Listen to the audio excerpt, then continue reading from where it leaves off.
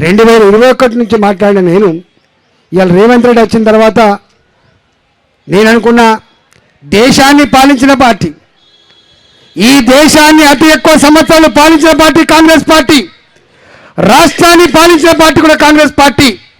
రేవంత్ రెడ్డి గారు హామీలు ఇస్తున్నప్పుడు నేను మాజీ ఆర్థిక మంత్రిగా బాధ్యత కలిగిన పౌరుడిగా ఆనాడు నేను ప్రశ్నించిన, అయ్యా రేవంత్ రెడ్డి గారు నీవెప్పుడు మంత్రివి కాలే,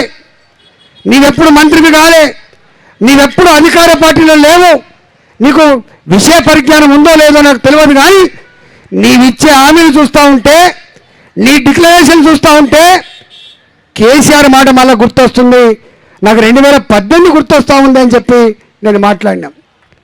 అప్పుడు వాళ్ళు చెప్పిన మాట ఏంటంటే, ఆయననే ఆర్థిక మంత్రి చేసిండా, ఆయనకే తెలివి ఉందా, మాకు అనుభవం లేదా, నాకు తెలివి లేదా అని చెప్పి మాట్లాడు.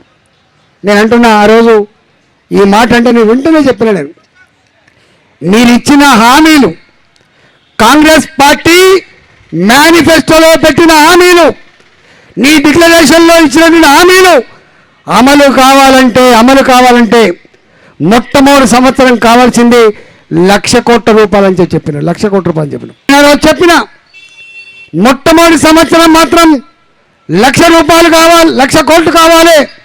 రెండవ సంవత్సరం నుంచి మాత్రం తప్పకుండా 40,000 50,000 కోట్లు కావాలని చెప్పి ఆ రోజు చెప్పినాం. కానీ ఆనాడు ఎన్నికలు కేసీఆర్ని బొందబెట్టాలి, కేసీఆర్ని ఒడగొట్టాలి కాబట్టి ఆల్టర్నేటివ్గా ఆయన కనబడితే ఆయన హామీలు చూడలేదు, ఆయన డిక్లరేషన్ చూడలేదు, టక్క ఓట్లేసి గెలిపించింది.